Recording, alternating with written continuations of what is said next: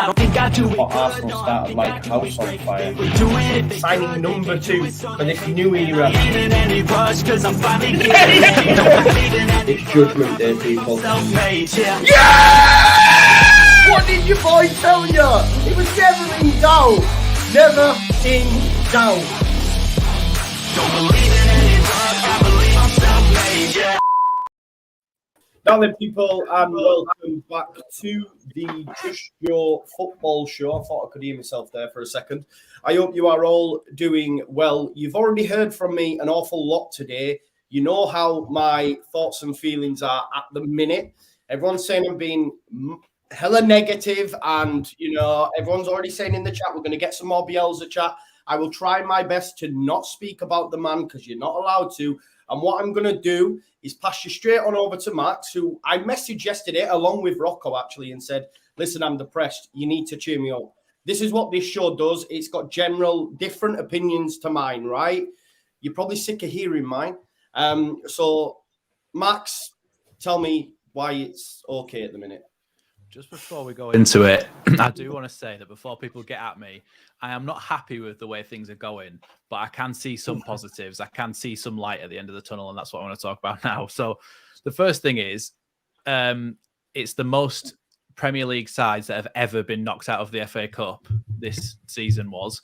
And Leeds didn't actually go out, which is a miracle in itself. We saw people like Newcastle, whose form in the league has been unbelievable, getting knocked out of the FA Cup, and we've managed to stay in.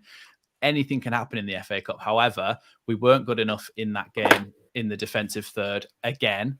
But when somebody like Max Vorber came on, a new signing, he livened us up completely. I thought he was really good in there. He got the crowd going. He was flying into challenges.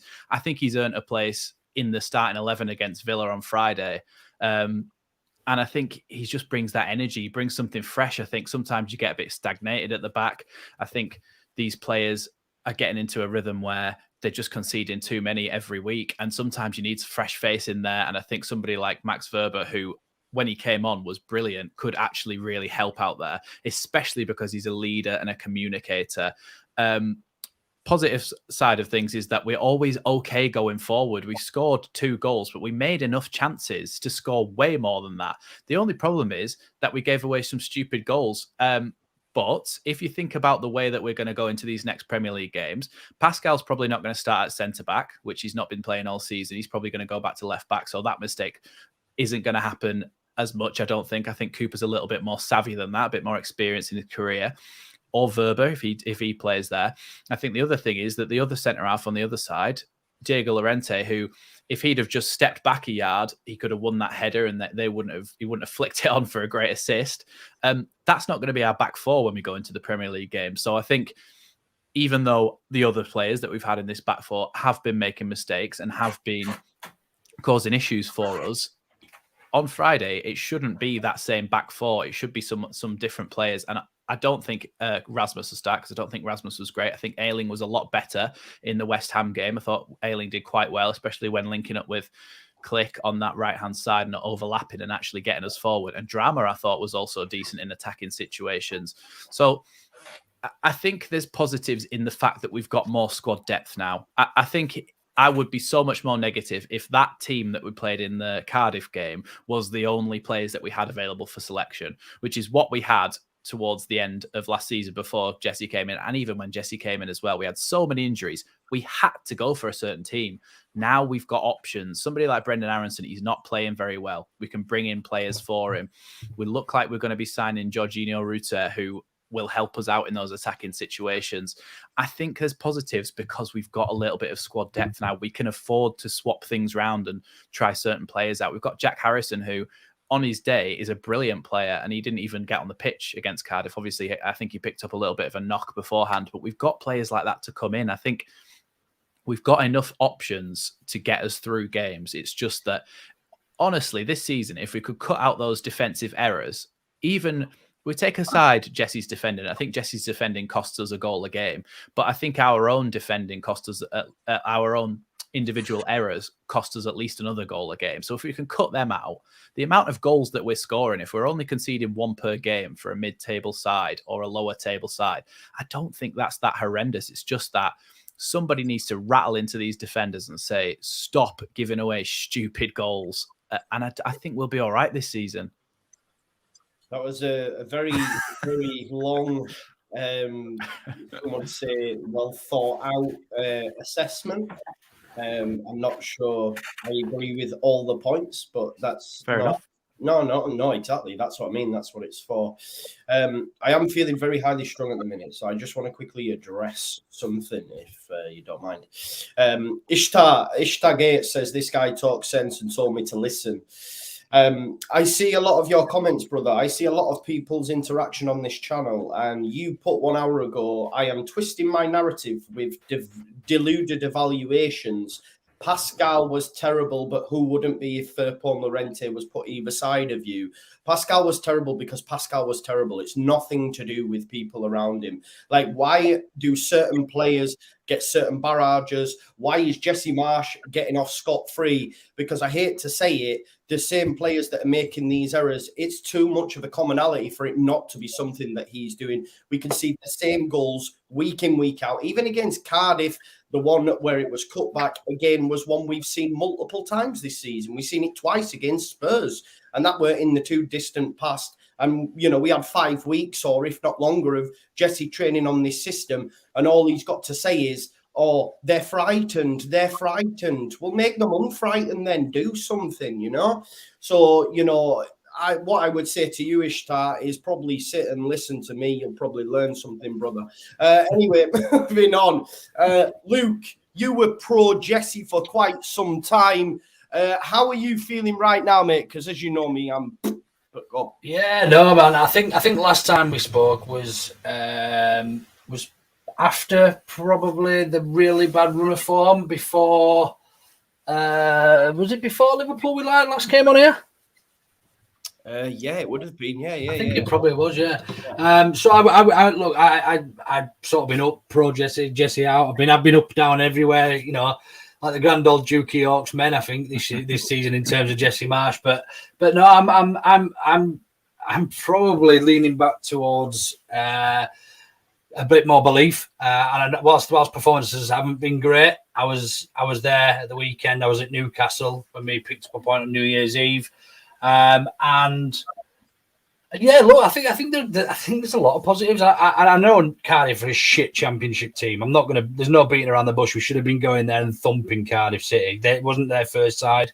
We should, no matter what sort of team we put out with the right tactics, we should have gone there and absolutely thumped them. But you look at the statistics and on paper, we probably should have thumped them. I think we had something like 26 shots on goal. But I think only 5 of those or something was on target. But look, I think I have to agree, and I think there is a lot to look forward to, and especially if we're bringing in some new faces, which is only going to help the case as well. Do I think we're playing the right tactics? Not all the time, but there's flashes of brilliance there, and you can see that actually when it comes off and when it does work, it works really well. Unfortunately, there's not enough consistency, which is why it doesn't look great, because for the 1-2 times that it does work well, there's 3 or 4 times that it doesn't, and we get caught out, and we put ourselves on the back foot and go 2 goals behind, and have to score 3 goals every game to get a result. You know, it's not feasible in the Premier League, and you can't go chasing after games week in, week out. So, yeah, I'm positive. Even after that Cardiff result and performance, because you look at the starting lineup there, and realistically, there's only actually three first or senior players there that actually were signed as senior players. From including Robles, probably 4, and the rest were actually youth squad or initially signed for the 23s. So yeah, they're not anymore, and they've made the point, which actually strengthened the case that actually are the board doing all right with these signings and whatnot. If these players are coming through and impressing, you look at Willie Nunso, Somerville, we're reliant on them almost pretty much now with Cine out. So Jack Harrison's a good point. And I don't know if you were going to come on to this a little bit later, but my feeling is we might be seeing the back of Jack Harrison if we're bringing in some new faces. Don't know what people's thoughts on that are, but look, I think plenty to look forward to. I think we need a fair bit of tweaking, but but I'm still relatively positive at the moment. I mean that could change by next week. I'm going to Villa on Friday. You know, we've got Brentford at home the following weekend. So yeah, I might very much be similar to you by then, Joe. maybe. Rocco, how's your initial thoughts before we dial right down into the nitty-gritty? Yeah, it was better than the last cup tie at Cardiff, so that's probably point number one. Yeah, I'd probably, again, like Max, I'd start with a disclaimer to say that, you know, I don't think Jesse's the man. I think the evidence since he's joined is overwhelming that he's not a top-class manager, and I don't think he's the right man. But it is starting to, it does annoy me that I feel like the reaction is over the top to the last two performances for sure.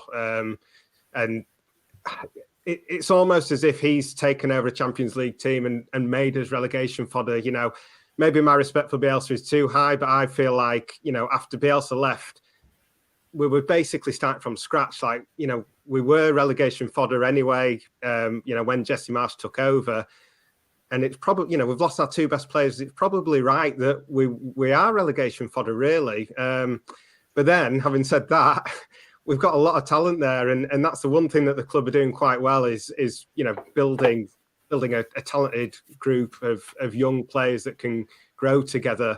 My complaint then on top of that would be, well, you know, we need the experience there, and we're letting people like Click go, and you know, whatever happens to building from the back, you know, you need a solid defence to, you know, to attack better. You need a solid defence to inspire confidence throughout the rest of the team. So there's a lot of problems, but I feel like it was an overreaction on Sunday. I don't think the performance was that bad. We reacted badly to conceding the first goal. The first goal was crap. It was a bad mistake. You know, I'm not saying that's not on Jesse, and it is on Struijk as well. It's on a lot of people.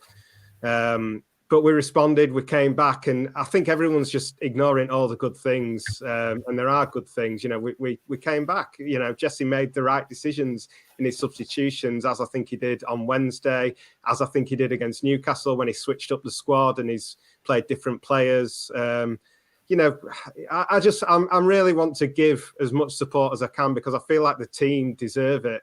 And, you know, whether this is going to go badly or it's going to get better, you know, I think it's probably going to go badly, and the next 6 games are critical, and it's a risk keeping Marsch. But at the same time, when he's here, I feel like, you know, we need to at least give them some credit where it's due, rather than just, you know, laying into them like, you know, as if we'd lost 3-0 to Cardiff when we did, you know, batter them for the majority of that game. No, I do feel like, I know, Joe, you've said that Jesse's got no sort of tactics whatsoever sometimes, but I do think he did show a little bit of tactical brilliance in that game, in the fact that, okay, brilliance. No, but he probably should have made his substitutes at half time, but to play, he's just signed a player who we thought of as signing as a left back, and he can play centre back as well. He's thrown him into holding midfield, and everyone's gone, what the hell? He's changed the game. He completely changed the game when he came on. He added that bite and that aggression. He commanded things, and he got forward. He had shots and everything. He changed the game when he came on. But not only is that obviously a good thing for Jesse, but I also think that Wöber can make a real difference in this side with the way that he played there. I know it's only against Cardiff, but it's just that Leeds mentality. He gets Leeds already, sort of thing. Do you know what I mean? He throws himself about, he flies into tackles, and he gets the crowd going just by playing his game. So I think he will help out, especially with his leadership at the back, if we can get him in there for the next games. No, that's fair. That's fair. And you know, I am. You know, Rocco made a good few points maybe about an overreaction, and I think, you know, I can be guilty myself as finding sticks to beat him with, because I you know, and I'm fickle. You know, we could beat Villa, we could beat Thing, and I'll be going, yeah, Jesse Marsch is the best thing since sliced bread. But I don't hide from that fact. Do you know what I mean? But when I actually sit back and strip it back, I just don't think there's any. It's not sustainable. It's not sustainable long term. I don't think. And Rocco, you made some great points in terms of where we actually are as a football club.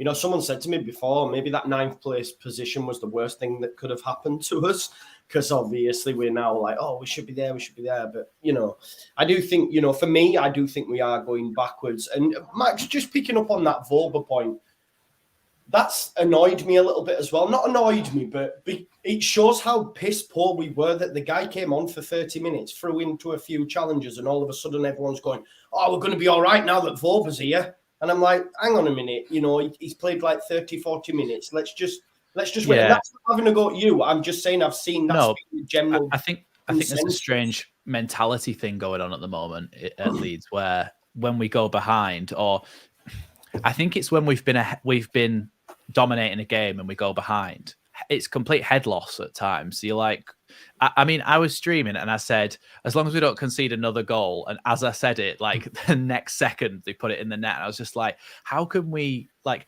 the first 25 minutes they didn't have a sniff. They couldn't even get out of their own half, and then they go up the other end of the pitch and score, and you think, well, okay, but surely the lads know that they've been playing so well and they've been dominating them so much that they can just go back to what they were doing before, be calm, and the sort of thing that Man City would do, you know what I mean, against a lower Premier League opposition. But we're playing someone at the bottom of the Championship, so we should be able to say, okay, let's just go back to that domination. That's a blip, and just, you know, go about our business. But there is a head loss mentality at the moment at Leeds. I do think that a lot of our players just give the ball away, make stupid decisions, and it leads to conceding more goals. And that's why we always end up in a 2-goal deficit, in a hole, and we have to dig ourselves out of it. And to be fair, it's remarkable that we've managed to come back so many times in games, which shows that we've got the attackers to score goals, like against Bournemouth, for example, and in some other games as well where we've come back. But we shouldn't have to. We should not have to do that. And you know, Luke, coming to you, that's one thing I've said. Like, I want to see Leeds routinely win a game. Apart from Chelsea aside, we never do it. It's always 3-2. It's always 4-3. You know, it could have been 3-2 against West Ham, and we're all buzzing when Rodrigo has that chance. You know, if he scores the penalty, maybe we win yesterday's game 3-2, and it's all like, oh my God. But why? What is it? There must be, for me, something happening, or some, in terms of the tactics that we're going out with that's creating this. It's happening too often for it not to be. Do you know what I mean? I completely understand where you're coming from. I mean, first things first, whether Jesse Marsh is the right man or not, and whoever decides on it, there's no discounting that those players are playing for Jesse Marsh week in, week out. You know, they give the fucking left bollock for every challenge. And excuse my French, sorry. I don't know if this is a family show, Joe. I'm used to swearing on ours. But yeah, they throw themselves around that pitch, regardless who we're playing week in, week out. There's no denying that whether he's saying they're scared or whatever else, they believe in whatever it is that Jesse's trying to install into that squad. I think you're quite right, though. We almost look a different side when we go behind. He changes things for the better, arguably. But why not? You know, we seem to play more freely with a little bit more flow and freedom, and then lets the players run up. You know, it feels very robotic at the start of most games, and almost like we know what to expect with the passing around the back, the diagonal ball, and you know, it's very, very similar week in, week out. But as soon as we go behind, they seem to play a bit wider. And those long balls don't seem to be happening as often, and we take control of games, and we come back into games. In answer to your question, I'm guessing you're asking me, is he motivating them correctly? Is that probably the question you were getting at? No, it's more a case of, like, for me, he asks, what I don't understand, right, is he asks for clarity. But for me, I don't think you can have clarity in chaos. I don't think the two things go hand in hand. I just think the way that we attack, that we will always be that open going the other way, so we're always going to concede. Do you know what I mean? Go on, sorry. Go on, Luke. No, I completely agree. I made a comment. I was literally arguing with somebody for hours the other night on Twitter about. Honestly, I was ready to start to find out where he lived and go have a scrap with him in the street. But it's just passion, isn't it? Do you know what I mean? There's like everybody, and you know what it's like. And I said that we controlled the game. I forget who we played actually. anyway, it don't matter. But I'd said that we'd been in control of the game, but somebody was saying, well, you can't be in control because we never actually had, we couldn't string two passes together. I was like, look, actually, you're quite right. We weren't in control, but we were. It's such a weird situation, this style of football that we're playing, that we actually look more comfortable than the majority of the opposition we're playing against. But the simple things, if we cut those out, like Max said earlier, simple errors, short passes, things that professional football shouldn't need to be coached, we would probably be 6 or 9 points better off this season for me. Yeah. I do think that we look, the best we ever look is when we're a goal behind and we're like, oh, kitchen sink time, and we go forward. And it's like, I know everybody says, oh, don't mention Bielsa, but he's the last manager, so he's the only thing that we compare it to. But I think the difference between Jesse and Bielsa, I think Jesse could have us playing excellent attacking football like Bielsa did.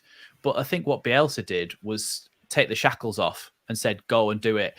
I'm not we are going to concede goals, but we're going to outscore them. Whereas Jesse's trying to do a bit of a mixture of both. And I feel like the way when we let the shackles off and when we go, right, let's just go and attack them, we do brilliantly towards the end of games, like against Cardiff. So what I want him to do is, for the first 10 minutes, we go flying at a team and we go and try and nick and get a goal early, because that's what Bielsa did, isn't he? I know you don't have to do everything the same way that Bielsa did, but for the way that he wants to play, if he wants to play the similar sort of attacking football, if we go at a team and see what they're made of at the back for the first 10, 15 minutes, chances are we might score a goal and we give ourselves a much better platform. We don't do that every game, bro. But we don't really, do we? Like, yeah, but it's not always the case, is it? We often concede right before half time, and then because we don't take advantage of those situations as well. And the more the first half goes on, the more we back off and the more we get worse. And then we concede right before half time. And against West Ham, we conceded right before half time and then right after half time. And it's like, that's completely killed us. So I don't know. I just feel like sometimes we don't. I'd agree on that. Actually, I think that's quite a good point. I think there's far more. I think we asked for it as fans, actually, when I mean, I hate going back in comparison. I'm not even going to say the name because people just go off on one. But in comparison, we ask for more control. We ask to not concede 7 goals every or 4 or 5 goals every week. And there is that we can see that there is a bit more structure to the side. Everyone's sort of in position most of the time, but they're almost too in position. They're almost locked into position whereby they don't feel that they have that creative freedom until, as you rightly say, until we're behind and we'll let the brakes off a little bit and we go a little bit more with a bit more fluidity and freedom. So yeah, I'd completely agree on that. Actually, I think that's a good point. I think it's worth noting. I think, Rocco, just on some of the points that I've heard the 5-yard pass thing, and it's something that really, really frustrates me. But sometimes when I watch us and we pick it up in the attacking areas, it's so congested and so tight that even I struggled to see a pass. Whereas, can you imagine in that split second being on the football pitch, looking up and looking for a shirt, and all you've got is like claret and blue shirts around you or blue shirts around you at the weekend? Like, how are you supposed to find a pass? And like, I think knocking it long and stuff we see a lot of, and you've got Joffy up top and stuff. I think just some of the. I guess some of the what I'll go back to is I remember there being scripted movements under the previous manager, but it was repetitive, and 9 times out of 10 you would continue to create chances. I think for me, like I take that West Ham goal, the first goal, that for me there is one of them moments where Jesse's counter press or that chaos works in that we're going to get to goal within whatever, how many seconds it is, because the throw-in comes, it's flicked on, non-toe runs in, 1-2, bang, we're in, goal. And it happens so quickly. But I just think in the Premier League, you're not going to get enough of that because you're up against top opposition that are not going to make them mistakes. That means the ball bounces into you and you can go bam, bam, bam. We need other ways of scoring, don't we? Yeah, that's what I'm saying, Rocco, is that we had a plan. That's why I keep coming back to when I watch us, it's a case of, for me, it's almost vibes. We just hit it into an area and hope that something lands. Yeah, exactly. I mean, I've said that before in that, you know, we're doing half the defense's job for them, the opposition's job for them, by filling the gaps and filling the passing lanes. And it's just, it's frantic. And, you know, we lose the ball, and then Premier League teams are good enough to punish us or to keep it longer. And it's just no way of controlling a game, it seems. I mean, one point I would come back to in terms of, you know, where Jesse's going wrong, I feel like he just literally isn't inspiring the players and filling them with belief. You know, why else would they be scared and frightened? You know, he comes out with all this stuff that is really damning of himself, and he doesn't even seem to appreciate that. You know, that's why Bielsa worked, was because the players believed in him, and that inspired them into those fantastic performances. I don't think the players believe in Jesse Marsch's system, and how could they, especially the ones that have come from Bielsa and heard, you know, his pearls of wisdom, this incredible man that everyone in the footballing world reveres. And then they've got Jesse Marsch and, you know, bloody, you know, Toshak, who's, what's he done, been at Cardiff University or something. And, you know, these men with, you know, without, you know, this wealth of experience and incredible careers behind them. So, and you know, and he always talks about video sessions as well. He's always going on about all these video sessions. How's that going to inspire the players? Like, I just think that's part of the problem is the fact that Jesse Marsch isn't a top manager. And the other thing that I noticed, or it sort of occurred to me today, Llorente and Struijk, you know, two centre-backs that, you know, they're our second choice, if you like, or they've not played centre-back together this season, and they got, you know, mauled by Cardiff reserves. They were the partnership that got us on that incredible run in those last 9-10 games of the first Premier League season. Them two partnered each other against Chelsea. We drew 0-0. They kept a clean sheet against Man U at Old Trafford. You know, the City game, Liverpool 1-1. They're all championship, though, Rocco. They're all championship players. How did they manage to do that? Like, no manager in world football now would be able to keep clean sheets with this back four. No, they wouldn't. They wouldn't, because we've lost the momentum. That's the thing, and it brings me to. We did against Newcastle. Yeah. No, it's just what people say to me, bro. Do you know what I mean? Yeah. But like Brighton, everyone goes on about their fantastic recruitment and how wonderful it is. But it's all part of their momentum. They're in a good way. You know, one player comes into the team and he's in a successful team that all knows what they're doing. It's easy for them. Wobber comes into our team and he's in a struggling team. It's going to be hard for him.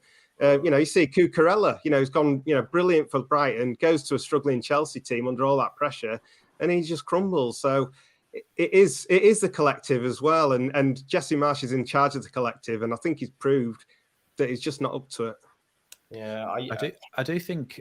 Sorry, Joe. I do think that when Rocco was just talking about when we have control of a game, and you were saying, Joe, about whether we have different options when we're attacking, and I think the reason Rodrigo has flourished this season is because he actually works well in this direct system and get the ball to him and shoot, because he doesn't have time to think about it. So he just has a whack. And even we know under Bielsa that we always played better with Bamford, but even under Jesse, we played better with Bamford as a team, as an attacking unit, because he links the play up. And I think that can't be undervalued with this Jorginho Ruta coming in. I think from the stuff that I've looked at, he is a mixture between both of them. And I think that would help this team out. I know he's only young, but he's the sort of player who, if it's not coming for him, trying to break in behind, he's the sort of player who drops deep, picks up the ball, plays a ball out wide to Somerville, then gets himself in the box to try and finish it off. I think he's a little bit of a combination of both. And I do think he will help us out to keep the ball in those attacking situations, because although we've said a few times that the attacking is not really the main issue because we're conceding so many goals. We scored quite a lot of goals this season. Like, we're doing decent on the scoring front. But sometimes our goals are coming from giving the ball away in those attacking positions. And it's because you've got Brendan Aronson trying to hold it up, because there's nobody else to hold it up for him. So he's getting bodied. Everybody's having a go at Brendan. But really, he needs somebody to hold it up for him, so he can get beyond them and he can make those third-man runs from midfield and try and get in behind and score. And so I think that does change if we bring Ruta, and I think it does help. So is this, again, further... What I would say in response to you, Max, is this is about personnel then. So the manager, it's just all about personnel. No, it's definitely a mixture. Like I said, with the sort of opening statement I made, I said that I'd say about 50% of our goals are down to Jesse, and about 50%, we concede about 2 goals a game. I'd say on average, one of them's Jesse's fault for the system. A ball gets swung out to the opposite side and we've got nobody there. And the other one is an individual error. And so I do feel like Jesse's definitely at fault. That's why I said before I even started talking on this show tonight that I think there are serious issues. But I think 50% of our concessions are individual mistakes by defenders, and I think 50% of it's Jesse Marsh's fault with our. But if we can cut either one of those out, we concede 50% less goals. Do you know what I mean? So that would make a massive difference. I think the easiest one to sort out, whilst we've still got Jesse Marsh as the manager, is individual errors, because we know from previous seasons that these players are capable of going through a run of games without making stupid mistakes. We know that they've literally done it before for us. Even Llorente's done it before. You're talking about the end of that first season. They've had those games. No matter who's the coach, the individual errors are down to the individual, obviously. So I think it's on the players to fix these individual errors for themselves, and their positioning, whilst their rough area that they should be in is down to Jesse Marsh. Things like what Llorente did, I know it came from the midfield, but when they tried to chip a ball over his head, as soon as he can see that a player's shaping up to do that, if he just steps back 2 yards thinking he's going to put it over my head, if it comes over, he can jump and head it. If it doesn't, step back into the line again and start playing your offside trap again. Like, it's stuff that Jesse's not telling him to stand 2 yards in front of the defender next to him. Do you know what I mean? It's stupid mistakes. Let me put out a point that someone's made in the chat, and I guess Luke, you'll answer because or ask you to answer it, because I think there's some points. So Ben says, whoever plays in this defence though makes the same errors, and that's the point that I see. We're conceding the same chances, and the players are making the same errors. So is it down to pure organisation, or is it just as simple as let's improve personnel? No, it's absolutely down to the shape and the way we play. The majority, I mean, I think Max is quite right.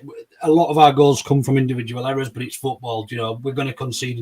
There are going to be errors, whether you're playing for Arsenal or Chelsea or even City. They make individual errors, you know, but they just don't make as many because they've got a better class of player. I mean, somebody mentioned, I read in the chat earlier, all of our 4 centre backs have played international football. Yeah, absolutely great, but they're still prone to errors, and whether that's because of the pressure we're under, you know, whether we're on the back foot. But I think you're quite right. I mean, I've been to a lot of the games recently, and you can see how open our opposite side, wherever the ball is, the opposite side, because the way we press has always got an additional overlap, an additional number, and it takes for the whole unit of players to move from one side of the pitch to the other to be able to cover that. We're not man for man marking. We're not. That's not what we do. We're zonal now. So yeah, that we do that. We will struggle and we will do. But I think we've got to understand and appreciate that we're not a top side, a top half side. We're not a top 10 side, even on paper or financially, however you want to look at it. The fans, I might think we are, you might think we are, but the realism is that we're not, and we are going to get beaten, and we are going to be outdone tactically some weeks. I think the frustration is, for me, is the consistency. If we had some consistency whereby they had some more freedom and played with a little bit more width from the start, I think we'd probably see a more exciting style of football, but also people might be a little bit less critical of Jesse if we were playing a bit more sexier. He doesn't have the credit in the bank, does he? No, absolutely. I think that's probably a great point. And I think we look at how Bielsa left, and he had the credit in the bank, and we all loved him because of the promotion and the style of football that he played. That's got to sort of be earned, and I think he just needs to learn when to shut his mouth as well. I think he does talk too much, whereas it's the polar opposite to what we're used to in such a great guy, in Bielsa. So I think that it's almost a massive contrast in the two, and I can see why people still compare them now. And you're well entitled to compare them, but the realism is we've got what we've got now, and we're not a top half side, and we shouldn't probably be competing arguably against Liverpool's and Chelsea's, even though that's where we tend to play our best football, ironically. So yeah, I think for me it is frustrating, and it's horrible to watch sometimes when you can see it from 5 minutes before that the ball's going to be switched from one side of the play to the other, and we're going to be immediately under pressure. But look, I'm very much glass half full at the moment, John. I know it probably pains you to say that. It doesn't pay me. And you mentioned like Bielsa, you can only compare to the most recent, right? So say if Jesse was to go and things started an upturn, I wouldn't be going back to Bielsa. I'd be going back to Jesse. Do you see what I'm saying? Yeah, absolutely. The manager did poor, I'd be going, we should have kept Jet. I think people get to, you're either in this camp or this camp. And absolutely. No, you can like them both or you can hate them both. There's no right or wrong answer. I think that's the problem with social media, to be honest, Joe. And anything like this, it's very much got to be left or right, black or white. There's no grey area, and you're almost not allowed to have an opinion unless you're very one-sided. And I think it almost makes for a toxic environment, because people are all going to be, and then you just get people from one side of the argument to the other, and it flares up, and then echo chambers start, and there is no right or wrong answer. Everyone's entitled to an opinion, and people watch football with their own eyes. So I can't tell you if Jesse Marsh is doing things right if you're going to tell me he's doing it wrong. And it's something that you'll just never agree on. Yeah, no, we won't. I'm just going to quickly share this image now. I shared it on Twitter earlier on. And these are the games, that we have. I'll put us there. These are the games that we've got coming up. Over the next 6 games, and according to the fixture difficulty rating on FPL, which I'm a big fan of. Obviously, we have 5 fixtures in the green. Obviously, games aren't won on paper, but you look at them fixtures and you say, right, Man United aside, we should be getting something in the majority, or at least being competitive. We need to get points, don't we, from these? Yeah. Oh, yeah. This for me now, Max, is Jesse's do or die time for me, because if he doesn't do well in this period, even the most staunch Jesse supporters will say, I think maybe it's failed. But even Rads, I think, will start to get squeaky bum, because he wanted Bielsa to go prior to him actually leaving. I think it was Angus and Orta that maybe said, no, come on, keep the faith a little bit, and maybe there will be conversations going down. But from that, Max, I did a poll earlier on. The majority said between 3 to 4 points. What are your thoughts, Max? Are they being too negative? I mean, I think we get 4, and that's bad, innit? I don't think we get anything against Villa. I worry against Brentford. I don't know. Actually, when I go through it, I'm probably going, maybe Southampton. But you got to think about Everton as well. I know it's away. Away is difficult. They are crap, aren't they? Yeah, they are. I honestly think we're going to come out of this and we're going to be none the wiser as to whether Jesse's the right man or not. I think we're going to get 6 points from 6 games. We're still going to be on exactly a point per game, which is enough to keep you up, and we're going to be none the wiser on whether we should stick or twist with Jesse, to be honest, because if he does that, if he gets 6 points out of those games, then obviously it's not ambitious, but the way we're playing at the moment, the amount of goals we're conceding, I'd probably take it. What I'll say in respect, right? Okay, so let's say them 6 points. We've got a crystal ball, Max, and them 6 points come against Everton, Southampton. Do you think he gets till them games? Bearing in mind he would have to. I think it's one of them where they like sticking with a decision, and they don't like to be seen to be wrong, our board.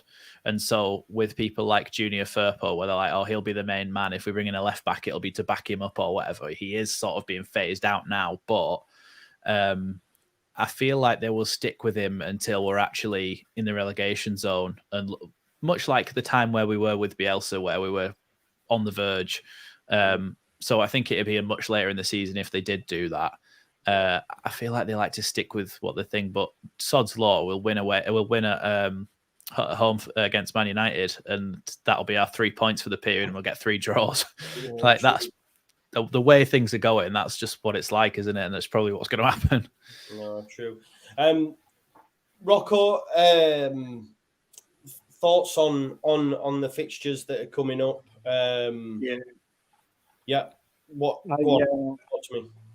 I don't think it's a fact that it's do or die for Jesse. I think these 6 games they could even be do or die for Leeds. Like if we come through this and get 1, 2, 3 points, we're going to be in massive trouble, and to turn it around is going to be difficult. Whoever has it. So that's why I said before it's a bit of a gamble. Not having made the change already. And the money now that we're spending on Jesse players, it backs up what you guys were saying about the board, not wanting to be wrong and doing everything they can to help Jesse get through it. But yeah, it's tough. I'm like you, Joe. I look down the fixtures and think, we'll probably lose that. We'll probably lose that. Could lose that.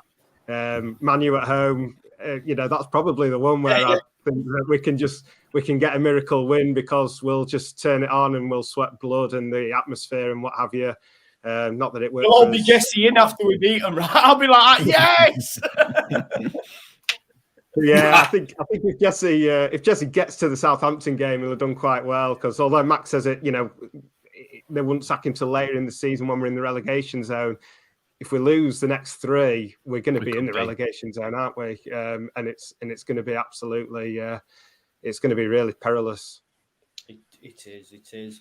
I think it's also because. Sorry, Joe, just a quick one. I think it's also because they put so much money behind Jesse. I know it's only money that we sold other players from, but they're his players, aren't they? And so, again, you're going to have the problem where if we bring in a new manager, he's got all Jesse's players and he might not want to play the way that Jesse wanted to play. So then you get issues with that as well. So they're probably like, well, we've kind of brought in a lot of players for him. Yeah. They're really wanting it to succeed. But there is something in that, Luke, because it's not only us, though. Obviously, we think it's only us that are affected, but like you look at Chelsea, I've been listening to a lot of podcasts lately, and a lot of them think that Todd Bowley won't push the button because he'll want to be seen to have got it right and not got it wrong. And I think it's not just Rads. I think a lot of them, they've got massive egos ultimately, haven't they? Those that run football clubs. You are right, and what I'm saying is, to be fair, it's not just them. Everybody owners probably the same, and probably us deep down as well. Like I can't wait to say when Jesse goes, "I told you so." But these things happen, right? Everyone likes to know that they're right. I don't know if I can see positives. Obviously, Luke, you're going to Villa on Friday. Just looking at that, how are you feeling about that? Obviously, Villa were knocked out of the cup as well, but Unai Emery's got them ticking over nicely. Do you expect us to get anything there? I expect to go every game I go to. I don't expect us to lose. I just go with that mindset, no matter who we're playing. And it's probably one of my downfalls. I probably am over confident and over sort of overzealous at times. But I think we've got to go into most games. I mean, obviously we went to Newcastle with a game plan and set up not to lose, and it worked for us. Whether we'll do that at Villa, potentially. I think Villa will probably open us up though at the moment. I think if we went with that game plan solo, I think I see 8 points there on that board as a positive. But yeah, I don't know. I think that there's a lot to be said for confidence. I think if we pick up, first of all, I don't think we lose the next 3 games. I think if we lose the next 3 games, we are in deep trouble. I think we'd probably pick up 3 or 4 points in the next 2 games. I think we get a win and a draw out of those 3. But yeah, would they sack him? I absolutely don't think so. I think he could probably relegate us under the current regime, and he wouldn't get sacked. I think they'd give him the opportunity to bring us back up. Really? Do you back that decision? No, absolutely not. Do I chuff? No, but I think no chance. The last thing I want is any more Championship fucking football. 23 away days. Fucking hell, ruin me. If we went down, would you be like happy with? I think. God, that's a good question. It would almost depend on how many players we could keep hold of as well, I suppose, wouldn't it? I don't know. I feel that the board are that invested in Jesse Marsch, and they chased around after him for so long and said he was the right man. I think it would be a massive dent in their egos if they were to say at any stage he wasn't right. Can you imagine the program notes from Kinnear? Can you imagine? Do you know what I mean? And I just think,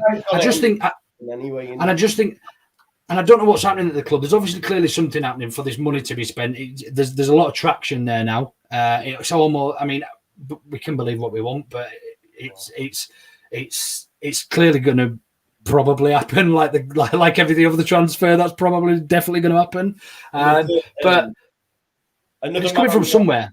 Yeah. Oh no, Smarty's just quote tweeted mine and said anything less than 10 and he's out the door. And I don't give a fuck what anyone says.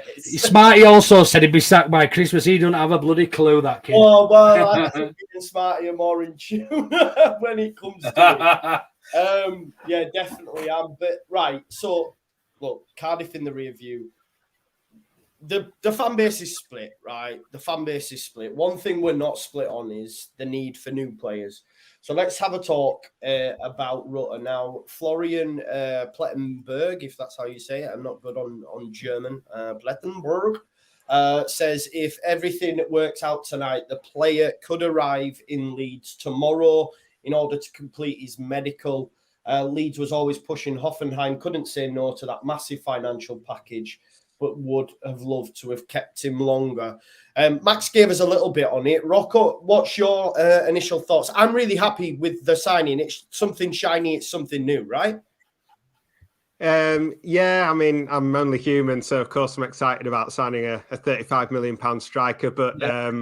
I'm also a bit worried as well. You know, he is 20 years old. It's a big ask. He's, not proven. I don't know anything about him, so I'm literally going off his stats and his YouTube. But the fact also that, like I touched on earlier, that he's coming into a struggling team.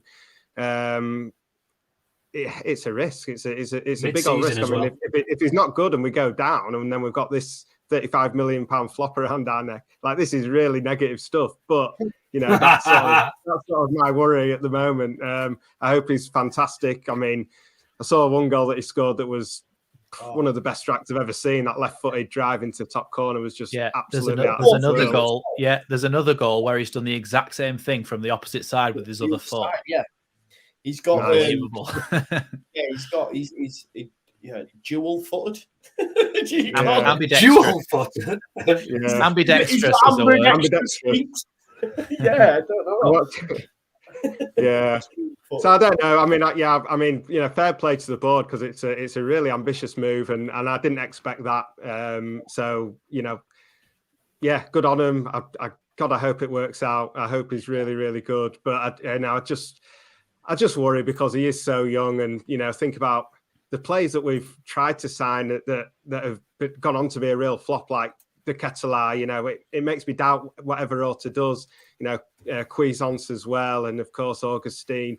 All these expensive players that we actually dodged. Bemba Dieng, he's not really done anything this season. But yeah, let's hope he's great. I watched your video, Max, on the tactical analysis of it, and that made me excited as well. So yeah, bring it on. Fingers crossed.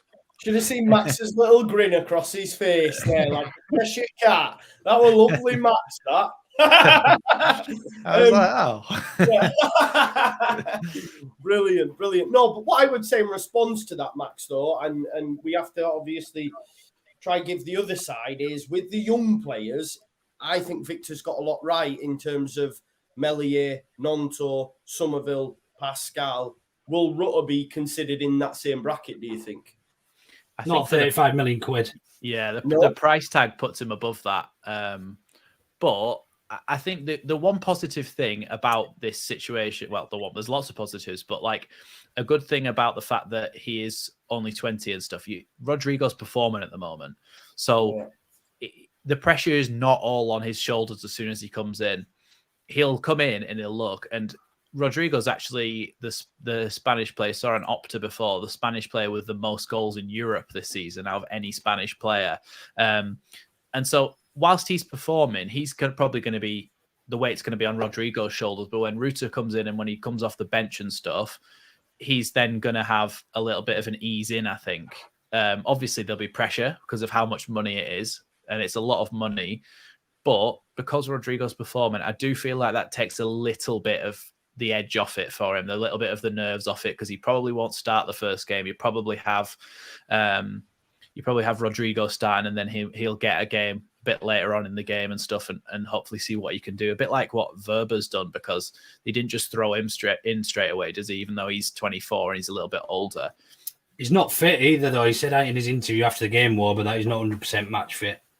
And he was still flying into challenges like that. So, yeah. I mean, that's promising. I think, well, you talk about the spine of the team, don't we? And bringing in a new striker and a new centre-half / left-back / holding midfielder. I think that'll help us out. I do think that'll help us out. That's two key components in a team, is your striker. It's what everyone was calling for. Everybody was saying we need a left back and a striker. We get them. What's Twitter going to moan about then, or what's the lead? Yeah, it's now obviously been shifted elsewhere. Is the negativity, and understandably in some cases, but there's no way that you can then now argue and say, right, we now need a new fucking. At least we're trying. We're actually putting the money out there and saying, look, we're bringing these players in, and he's tipped to be one of the best young talents in Europe, Ruta, and the way he plays as well, like I said before, he drops deep. I've seen so many crosses into the box that he's done right across that corridor of uncertainty, setting up other players as well. He creates 3.21 shots per 90 for other players, and Rodrigo, I think, was only about 1.8 or something like that. So he's almost double what Rodrigo creates for other people. So you can tell he's a lot more of a creator as well.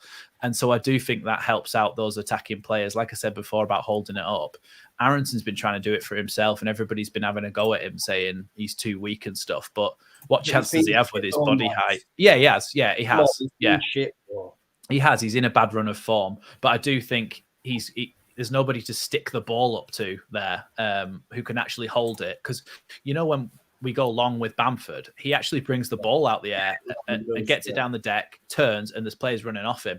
I think Ruta can bring that, and it will, even though Aronson's been crap at the moment, the last couple of weeks, I think that maybe helps him back into his stride again. But yeah, I think it's exciting. I think it's very promising, and it's ambitious as well to get somebody that's tipped for very great things. I know obviously we don't want to put too much pressure on his shoulders at 20, but he's tipped by a lot of brilliant ex-pros to be one of the next big things. So even if a couple of years down the line we're having to sell him, it's probably going to be for double the money. So true. Oh, someone got me on. It's gone now. I don't know what happened there. I could hear myself. It was like an echo chamber. Okay. So Ruta coming in the door. Positives, of course. It looks like you said the club are aware, Luke, that there are issues with the squad because they brought in Vorba. It looks like we're going to get Rutter as well. There's even been talk of a centre midfielder. Unahi's the one that's been linked, but I'm getting very much CDK vibes because the noises he wants to put on Napoli. So for me, I just want us to stop, move on to the next target. Then let's not. Well, we'll bid more because ultimately the player will say, no, I want to go to Napoli. And then we'll get to end of January and we'll be like, why didn't we move on? So I think now we have to move on. But, there are positives. They are making moves, mate. We'd spent $1 million over the last 3 transfer windows. We're now spending. You've got to be happy with that, right? Yeah, absolutely, mate. I think. Sorry, was that to me or anybody? No, to you, bro. Yeah. No, I think obviously before the start of the season, I was quite open and honest, and I had held Paddy in the best regard, and I expected him to. I probably expected too much of him. Just expected anything of him. I think I was quite open and said, look, I think we'll be all right in terms of the striking department this season. I mean, the season's gone on. I think has he played one game? Has he been on the pitch once for us in the league? Bamford, I think. Not sure, bro. Something like that. Anyway, not much. Yeah, and it's clear to see Rodrigo's done all right. I mean, he's not been playing great, but he's got the goals, which is more. You can't really ask for your striker, but we do need a striker, and Firpo's come in as our left back last year and been absolute dogger as well. So it's clear we needed a left back. striker. The board are going out and buying it. You can't argue with that. I said on our podcast the other day, Joe, that if I was being really greedy, I would have liked a centre midfielder to come in and give Aronson a bit of a break. I think he looks a bit lightweight. I think in fast-tempoed games, he looks better for us because he knows he hasn't got much time on the ball. Whereas when we play teams with people like Declan Rice and Soucek at West Ham, he thinks he's got that little bit extra time, but they're actually better players than what he expects, and he holds onto the ball a bit too long and doesn't release it. Same at Cardiff. I thought it was poor at Cardiff. He was holding on. So I'd like to see somebody as a bit of a utility midfielder, almost a click, and be able to play that defensive midfielder, but also slot into the 10 role as needed as well, and offer us something else going forward instead of Aronson, and giving him a bit of a rest and maybe choosing his games a bit. It's a difficult league to come into as an attacking player from the USA, completely different level. Not from the USA, but he's from America, from Salzburg or wherever it was. No, he wasn't Salzburg, was he? He was Red Bull. No, it was Salzburg, yeah. He was Salzburg, yeah, Christ. It was Adams from the other one, wasn't it? Yeah. The Red Bulls. There's that many bloody Red Bulls about. But yeah, I think ideally on my shopping list, if I was being really greedy, if we do bring a striker and that left back in, a utility midfielder, just like the lad who we're after. But like you say, noises around that he's forcing a move to Napoli. So focus on somebody else, maybe somebody who's already from the league, maybe even a loan signing, somebody to come in and just do a job for us who's got that bit of experience that's not getting much game time. Who? Don't know. Open to suggestions. Stuart Dallas. Dele Alli. Don't. Is there any news on when Stuart Dallas is back? Because he kind of He had to have another bill a little bit. He had to have another operation, mate. According to the last press conference, he had to have something cleaned up in it. But even if you have to go through risk of infection, but even if you have to do that, it's more than ages. Yeah. So it's still a while for him. I think Cine should be in training this week. I think Bamford's been in training. So, it's options, but we get told they're in training, then they break down. It's like Forshaw. He played 2 games on the bounce and now he's fucked again, isn't he? So we do look like when we played against Man City, obviously it's them and we're going to concede, but I felt like a 4-3-3 could help us out a little bit to play a different system in different games, because some of our players are suited more to being an actual winger. Like Somerville and Nonto probably out wide would do well as actual wingers, taking people on and getting the ball in the box. Harrison probably plays better as a winger. He's not going to do that though, is he? But that's kind of what we did against Man City, though. We went 3 up top, and it meant that the fullbacks didn't have to get as high, and then we don't leave those massive gaps. So I don't know. I feel like when he was first about to come in, I watched a load of videos about him, Jesse. Because there was loads of stuff out there about and the big thing he used to bang on about was that it didn't matter what the formation was, it was just that the philosophy was the same. But he does seem to have stuck with this same formation when it's not really worked that well. So I'd like to see him just try something different. Like if he tries wingers, it means the fullbacks don't have to get as high, and maybe we're a little bit more conservative and we leave the defense back. But I don't know. Just try something, please, to stop us conceding these goals. Because at the moment, it seems like we're like 4-2-3-1, Groundhog Day, play well for the first 10 minutes, slowly back off, concede before half time. Do you know what I mean? It feels like we're repeating the same things over and over again. But hopefully that starts to change in the coming weeks. Because like we said before about the fixtures, we've got to start winning some of these games. Do you think you'd change anything now? Realistically, I just find it. I would find now being a real bizarre turning point to start changing the way we play our formations and everything else. I just think we've had some. Bro, he had the World Cup to do it, and we've come back. And that was going to be my argument. Yeah, I think if he was going to change something so drastically and dramatically, I think he would have already done it. And look, we're not playing great football. That's what I thought he'd done in the City game. I thought he spent this break working on a 4-3-3 and saying that maybe not to throw the fullbacks as high and try and be a little bit tighter at the back and not give away the space as much at the back. That's what I thought he'd done. So I thought we would then play City like that, and then I thought we'd go into the next game against Newcastle and play another 4-3-3 and try and work because it's the same philosophy. It still goes straight to goal as fast as possible when you win the ball in those attacking areas. But because that's what I said before. He said that the philosophy will be the same, his system will be the same, the ideas will be the same. It's just that the formation will be slightly different. Pardon? Do you believe him? Do you believe in him? Do you believe in what he says? I believed that at the start of the season, but I haven't seen it. No, he doesn't seem to want to change anything, is what I mean, which is the frustrating thing, because there's obviously an issue there. You know, Steve Bruce has just said he's retired from international management. I'm fuming. I want him back. Get him in. International management. Sorry, from management. All right. Who would let him near an international side? Here's a good question for you, though. Christopher Junction's just mentioned it, and I've been chatting about it with a few mates. Graham Potter gets sacked from Chelsea. What do? You break an arm leg to get him. Yeah, I think he thrives in a team where he's not got all the best players in the world. He's not a Bielsa, but he's a Bielsa type in that he develops players better than their potential, if you get what I mean. Like, he makes people play out of their skin, like Cucurella, who was unbelievable for them in that system. But since leaving, like you said, the pressure, I don't know whether it's well, I suppose he's playing for the same manager, but he's not playing. He's playing under much more pressure now. It's down to players, bro. It's down to players. And then looking at Graham Potter and thinking, who's this guy?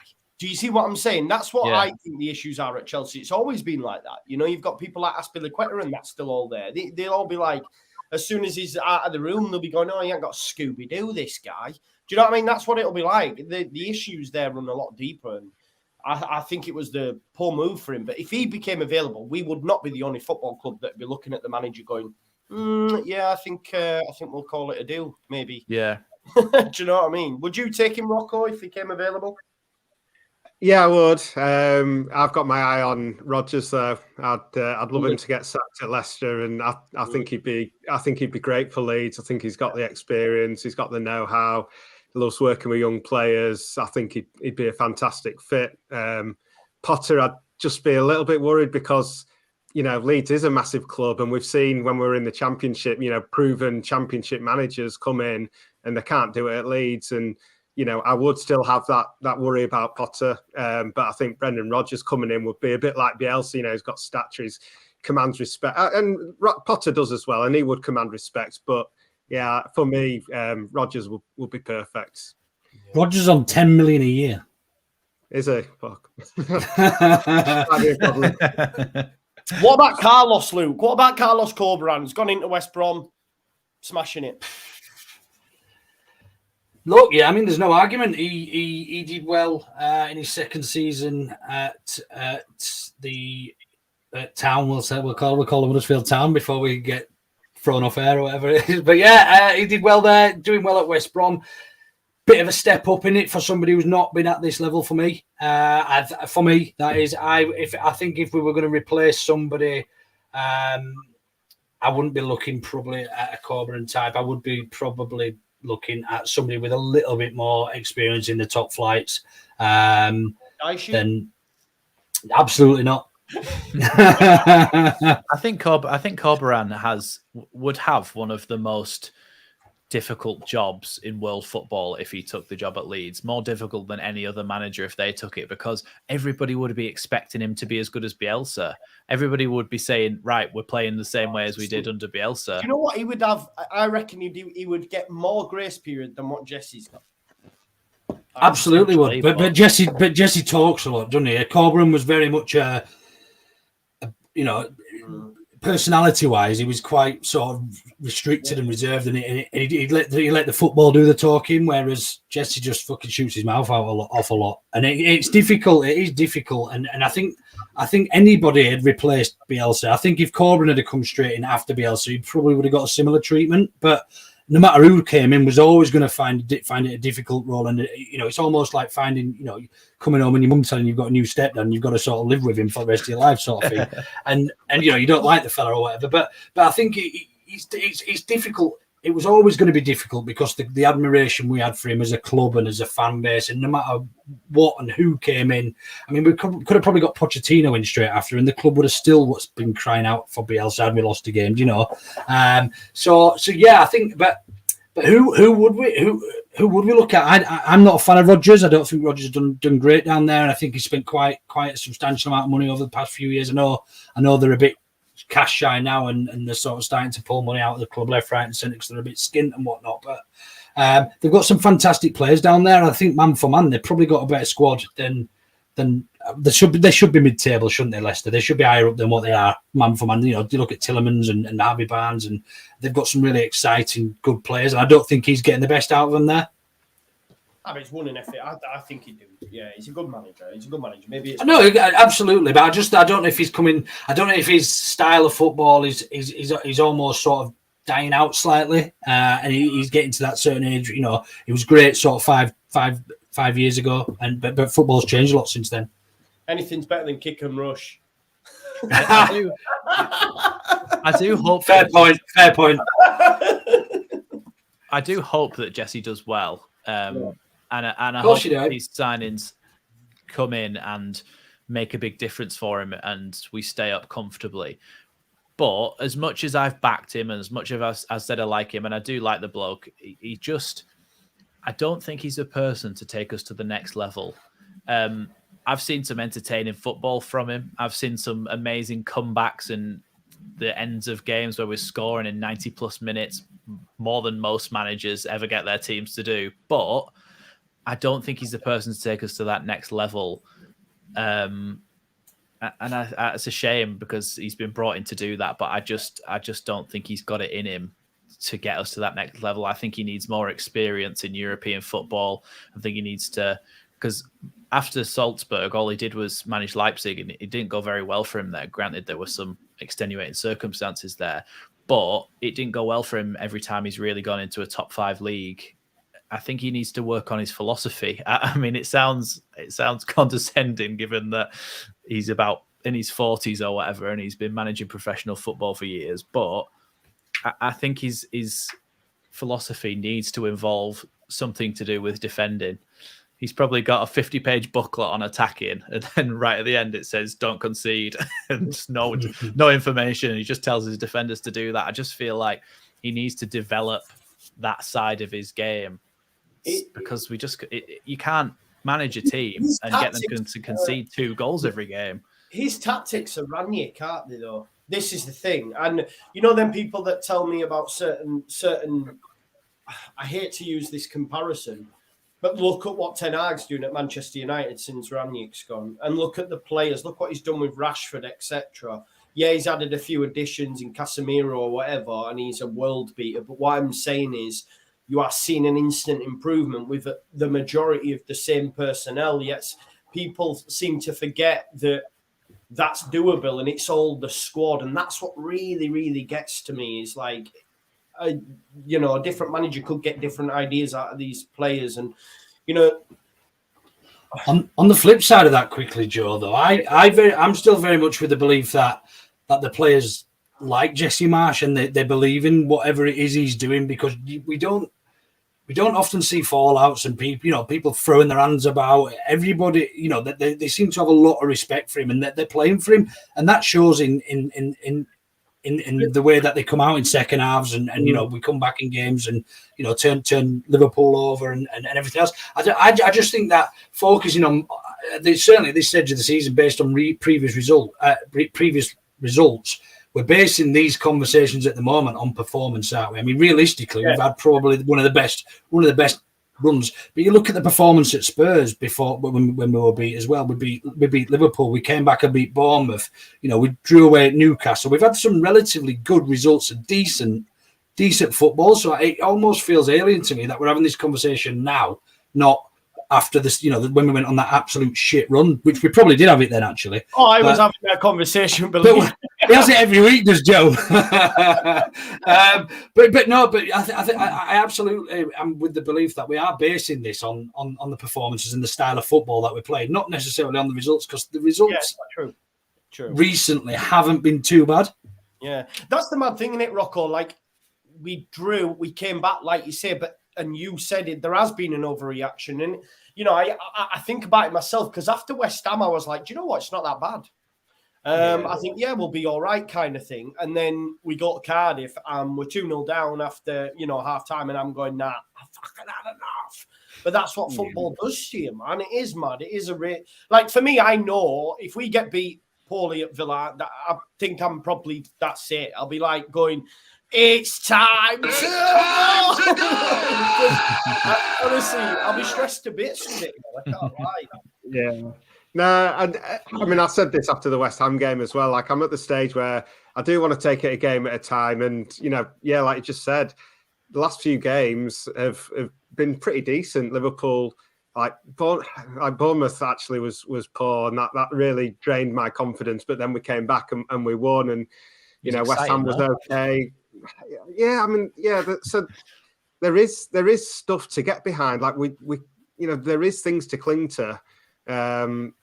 And yeah, just in the back of, as everyone can probably tell, you know, in the back of my mind, I just don't think it's going to work. But like, I feel like, you know, he still deserves a chance, you know, based on what's been happening in the matches. I don't think it's been that horrific. So we go to Villa, but yeah, like you say, Joe, if we lose at Villa, then I'll be, you know, the knives will be out. And but let's hope we do another 3-0 and smash them. It could happen. Like, we've played well enough at Villa in patches for it to happen. Quick question: Where do you think we are as a football club now, based on personnel? Where do you think we should be situated at the end of the season? Do you know what? I think staying up should be okay. We're in 14th, and that's where I'd say we are. Yeah. You know I mean? Yeah, exactly. Yeah, I hear it. It's just, it's not what you dream of. It's not what you dream of as a child for your football club, is it? But it's kind of the sober reality of mid-table Premier League, especially now that there's so much money. It's like we're in our own little Leeds world here, aren't we? And we get so upset about our team, and when we're losing and when we're conceding stupid goals, it's so frustrating, it's so annoying. But I think half the Premier League feels like that, and I think that's just modern football, isn't it? The one thing that we've got over a lot of those clubs is maybe us and Villa and maybe one or two others down there. We can say that we're a huge club compared to some of those other teams, and we feel like that almost gives us a bit of an entitlement to be up there. But we've been away for 16 years, and now that we're back, we kind of need to earn it, really. Like when we all wore those t-shirts saying "earn it." The expectation is it anywhere around about 15th? Would you agree, as a group, as a collective, would agree that around about 15th, based on the clubs in the league and everything else? But the actual expectation as a club and how it feels to me, and even me at times, I'm guilty of it. That is that we're still a European, you know, still fighting for Europe, and we're not. And I think once we take a step back from that and take a bit of a deep breath, it makes us sort of appreciate what we've got and where we are. Yeah, great. Granted, things aren't going the way we want it to every weekend, and we should be going to Cardiff with our under-18s and spanking them 2-0 with their second string team. But in terms of the league and which we see all the conversations we're having around the negative connotations around Marsh and what he's not brought to the club. Why not? What we potentially should be looking at is we're not leaking as many goals. Yeah, we're going 2 behind in most games, but we're actually not leaking as many goals as we were previously, even in the Championship years. I also do feel like that half the reason that I am as positive as I am about current situations. Joe's hating this, in this day and age. I am. I can't lie. It's because I don't remember being in the Champions League. I was 7 when we got relegated, so I don't remember the good times. So now that we're back in the Premier League, I'm like, bloody hell, 15th in the Premier League. That's all right, isn't it? So I think that actually is the reason why I'm so positive about things, is that this is the best it's ever been for me. So I like to try and look at the positive side of things, and especially when we're in the Premier League and we're signing players, it seems, for about £35 million. I mean, this is dreamland if you'd have looked at us 10 years ago, isn't it? In the Premier League mid-table, signing 30-odd £1 million players. It's like you couldn't have dreamed of that, could you, when we were hashing it out down the bottom of the Championship? But that's probably why you guys sometimes, or especially you, Joe, could be a little bit more negative about things, is because you've experienced those good times and those highs of what Leeds United can be as a club, and it definitely plays into the back of your mind, doesn't it? Even if subconsciously that Leeds have been a Champions League side and Leeds have won European Cups and once were probably the best side in the world. So obviously you don't remember that far back, but Joe, mate. He's younger than me. Rocco's the book writer. Rocco's the book writer. No, but it's not even about going back there for me, bro. I just, for those that are saying he is the guy, and Lewis, you're doing me tits in.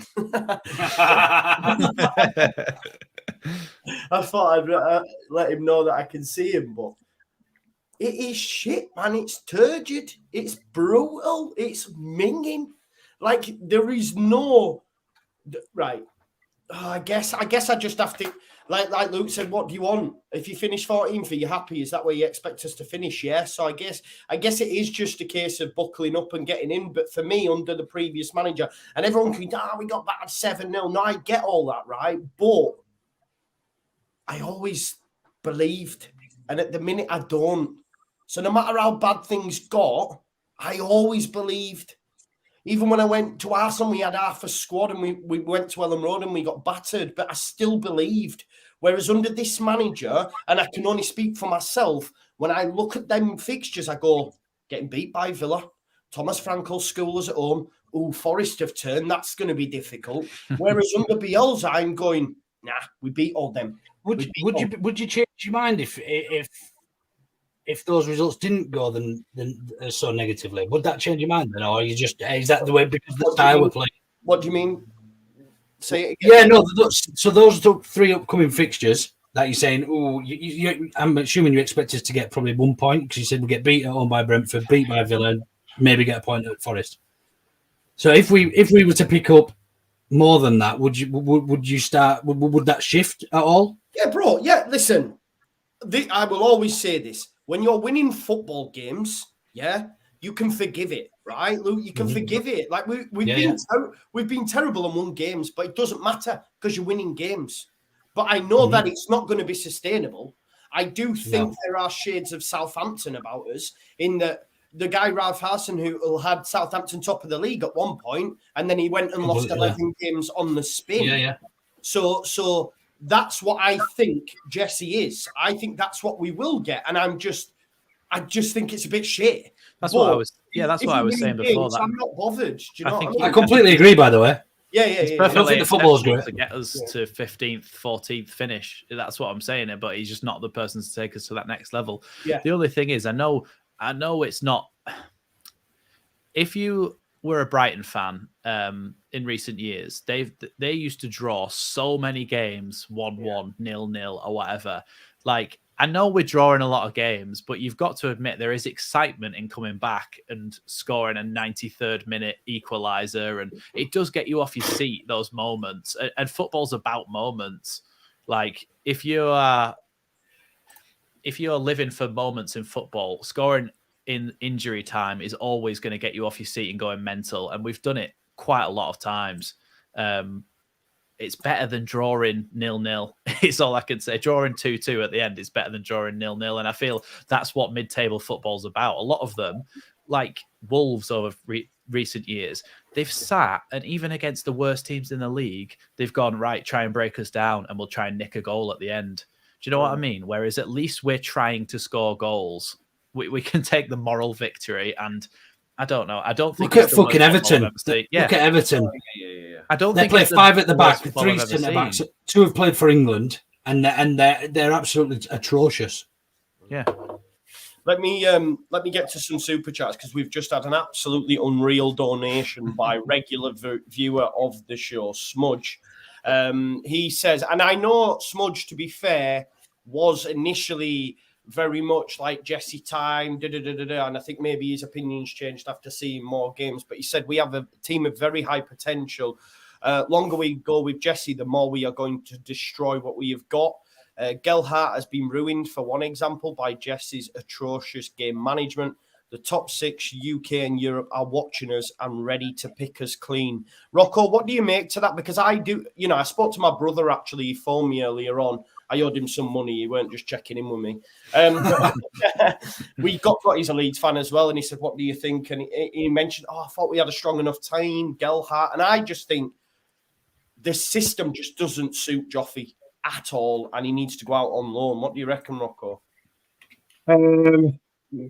It's sort of seeming that way, but then at the same time, I'm such a massive Gelhardt fan that I want to see him given a run in the team. I go back to someone like Harrison in Bielsa's first season. He was useless for half a season. He kept getting substituted every single match at half time, but he ended up coming good. And I think young players need runs in the team and need to know that they're backed. Like Gelhardt doesn't know that he's backed at all. He knows he might get a start in the Carabao Cup, and he might get 5 minutes here and there. But when he comes on the pitch, then he's under huge pressure to do something. How is he supposed to break into the team? And I just don't. I think the whole system, in terms of the way the club is and the personnel and everything, isn't set up for Joffy to thrive. I'd like to see him tried on the right. If we're playing with this lopsided formation with somebody sort of inside on the right, a bit deeper, I feel like Gelhardt's made for that, or even just as a number 10.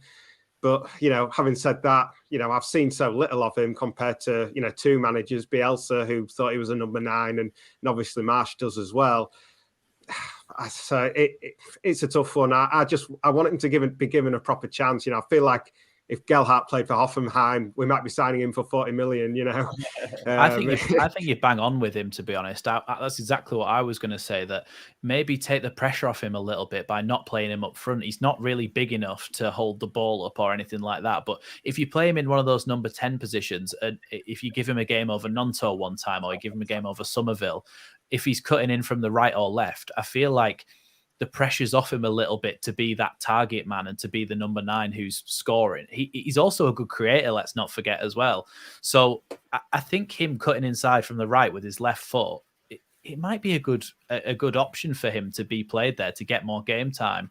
He works hard in defence as well, so he might, he does come back and he does put his foot about. So he's not a bad shout. That, I mean, just on Joffy, for me, I think the best we've seen of Joffy has been in his short spurts. When he's come on off the bench, when he's started games, and the expectation's been on him from kickoff. When he's last season when he had those good performances and was rewarded with starts. We almost saw a different Joffy, and I think the expectation weighed heavy on him. So yeah, I think you're quite right, but I'm agreeing with both of you guys. Yeah, cool. I think loans can work. Lewis Bate, for example, here has played really well against Arsenal. They are losing 1-0, but he's had a great game. You know what I mean? And so it can help. And I mean, I guess it'd be disappointing because we all expected Joffy to like a rocket. He was getting likened to Rooney and stuff, and then he's just not getting the chances. I'm not sure. I think somebody. Go on, Joe, to Super Chat. Yeah. Julio Guzman says, from an American, Jesse is a motivator, not a tactical manager. And I think, listen, I've said that whenever he gets asked specific tactical questions in press conferences, all I get is words. I don't actually hear any sort of meat on the bones. And Jason Redshaw asked earlier, when Jesse goes, who comes in? I think we touched on it earlier. We were talking about Potter. We were talking about Corberan and Steve Bruce. But yeah, no, thank you everyone for your super chats. Go on, Max. What were you going to say, pal? I think Jermaine Beckford went out on loan a couple of times, didn't he? And it wasn't just once; it was a couple of times before he actually had a good run at the team. And when he did, he was then ready for it. I think Gelhardt might just not be ready for it. And I do think he would tear it up in the Championship. And he's never in his career so far actually had a full season as a starting striker. No, and that's why I think he should go out and get that. You need that. And I think if he was to go to the Championship, I think he'd do really well there. And especially if he was maybe playing in a 2 up top, which you do get in the Championship a lot more than at the elite level. and somebody was a big man to help him out a little bit there. I think he does really well in the Championship, and I think he then comes back and has a more of a case to fight for his place. And I didn't mean to rhyme there. It's quite interesting though, and I'll put this to you just to finish, because Arsenal have just scored a second, and it's Eddie Nketiah. Obviously, Leeds were very, very close to getting him. He went and decided to sign a new deal at Arsenal. It looks like it was the right decision for him. But do you think maybe just, I guess I'm saying it out loud to myself as well, if Eddie was on them chances that Bamford had in the early games that we played, he probably finds the back of the net, because he's very good at finishing his Eddie. And then maybe we are looking at this season as totally different. You know what I mean? Do you think it would be as simple as that? I guess bringing it back to that personnel chat. But then again, we are scoring goals now, aren't I? Just chatting shit. Yeah, and Rodrigo's, although for me he's not been playing brilliantly, he's doing a striker's job, and he's scoring the goals. So I think that'd be pretty. I think that'd be pretty harsh on the rest of the squad to say that if we had Nketiah, we'd be higher up the table. Yeah. I just think it goes back to going back to basics. I don't know if he's trying too hard to install this style that they just feel that there's not enough fluidity and they're not allowed to be free. That is my personal view on it. And when they are, we look a far better team. When we're playing a bit wider, and they're giving a little bit. You look at Nonto, the second half against Cardiff, when he was given that freedom to go at defenders, he ripped it up and it looked dangerous every time. The first half, he was receiving the ball and he was passing backwards. I do feel like as well. I mean, I mentioned this in my Rutter video where I said that about the signings that we make. We're never going to sign somebody who's going to finish every opportunity unless it's Erling Haaland. I think he's the only striker who you think he would score nearly every chance that, like, we've created. I've seen some of his outtakes. He's not been that great, actually. Have you seen that video? No, yeah. He has missed a lot of chances as well. But look at Darwin Núñez. They spent a fortune. Yeah. So I think no one is infallible. Everybody's going to miss chances, and I don't particularly think that Eddie would have done any better than what we had in there. He's probably a decent finisher, but is he a better finisher? I think Rodrigo's actually a good finisher, getting on the end of things. But like I said before, he's good at that direct style of football because he's crap at linking up the play. He is good at being a striker and going, there's the ball, have a shot, and he'll put it in the bottom corner. And that's where we are as a football club, I guess, Smudge as well, where the big boys are already looking at Nonto. I've not seen anything, but of course, that's what they're going to do. Just to finish up then, look, we've gone around the houses. It's helped. It's therapy for some. I know we've been on quite longer than we normally would, so thank you, everyone. Needs to change the name of the show to Leeds Fan Therapy. Yeah, definitely. One thing for sure, by the end of January, our team could look like this. For me, that is very, very strong. And therefore, there are no excuses for no matter who is in charge. Because I think that team is way better than not just 3, at least 6 teams that would be at the bottom of the table. Do you agree? Like, that's a very good side if all goes well in January. Which should be put as in 14th then if 6 teams, yeah?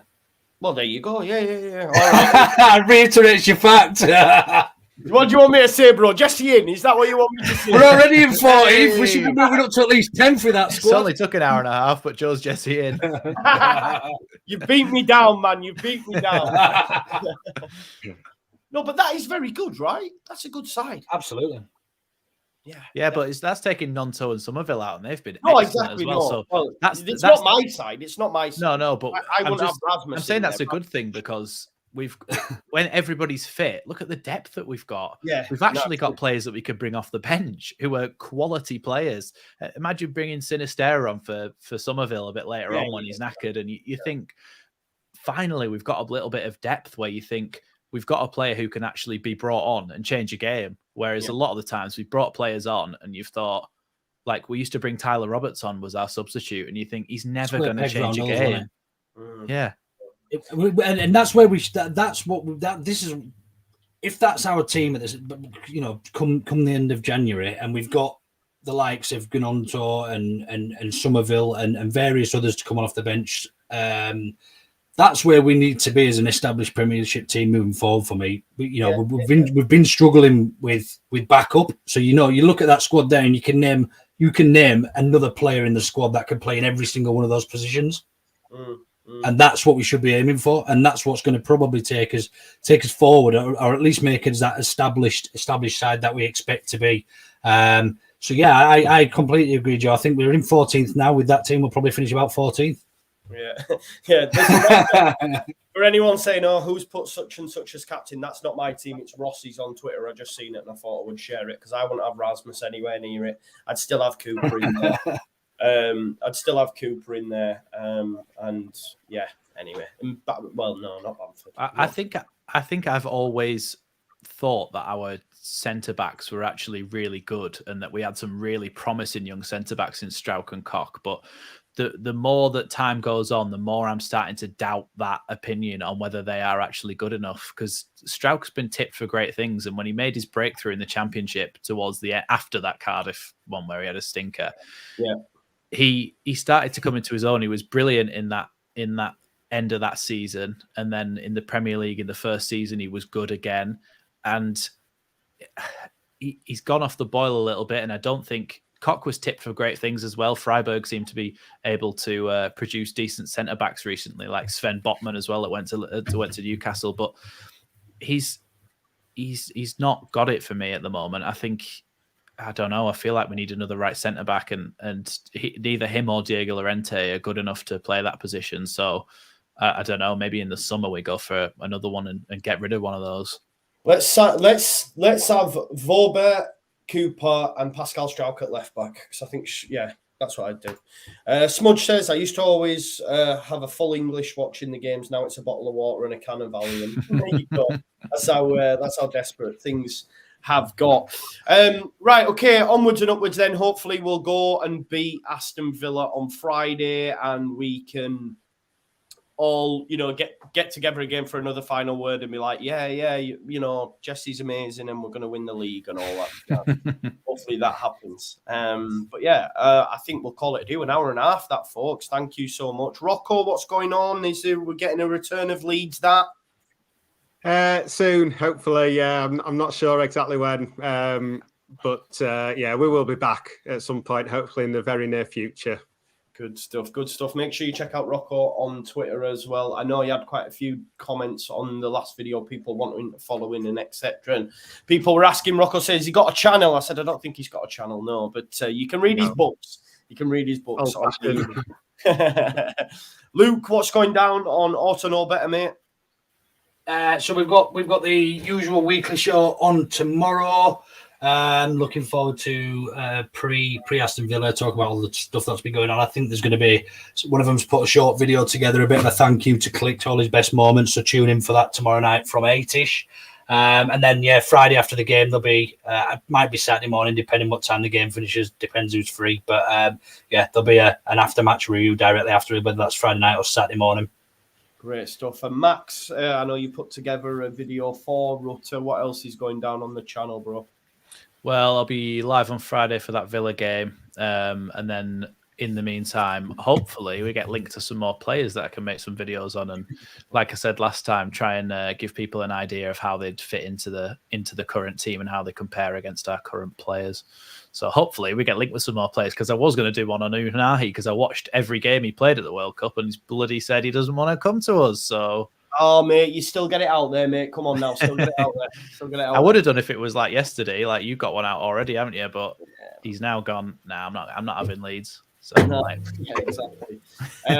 Proper ball show, loads of love. Thank you all, honestly, for the comments, interaction, and love on the channel. Make sure you follow everyone on their socials, their podcasts, their books, whatever they're doing. Make sure you check that out. And thank you all for tuning in. And we will see you next time when Leeds hopefully go to Villa Park and win.